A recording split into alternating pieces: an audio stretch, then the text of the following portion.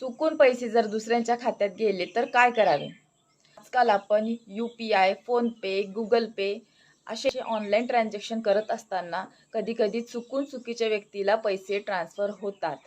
पण काळजी करू नका, कारण पुढच्या काही स्टेप तुम्ही फॉलो केल्यात तर तुमचे पैसेही तुम्हाला परत मिळू शकतात. तर स्टेप नंबर 1, पुरावा जतन करून ठेवा.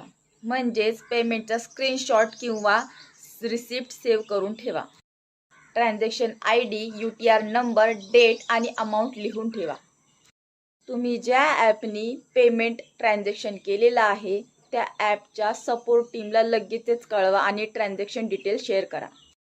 स्टेप नंबर 3, NPCIकडे तक्रार करा. जर तरीही तुमचा रिफंड तुम्हाला मिळाला नाही तर NPCIच्या वेबसाईटवर जाऊन डिस्प्यूट कंप्लेंट टाका. स्टेप नंबर 4, तपासणी आणि रिफंड. जर ट्रान्झॅक्शन हा चुकून झालेला आहे, जर प्रूफ झाले, जर सिद्ध झालं तर बँकेला रिफंड प्रोसेस करण्याचे निर्देश दिले जातात. चुकून आलेले पैसे स्वतःकडे ठेवणे हे बेकायदेशीर आहे. म्हणून ऑनलाईन ट्रान्झॅक्शन करण्याआधी UPI ID आणि नाव नीट तपासा आणि त्यानंतरच ट्रान्झॅक्शन करा. आणि अशाच कायदेशीर माहितीसाठी चॅनलला अजून सबस्क्राईब केलं नसेल तर सबस्क्राईब करा.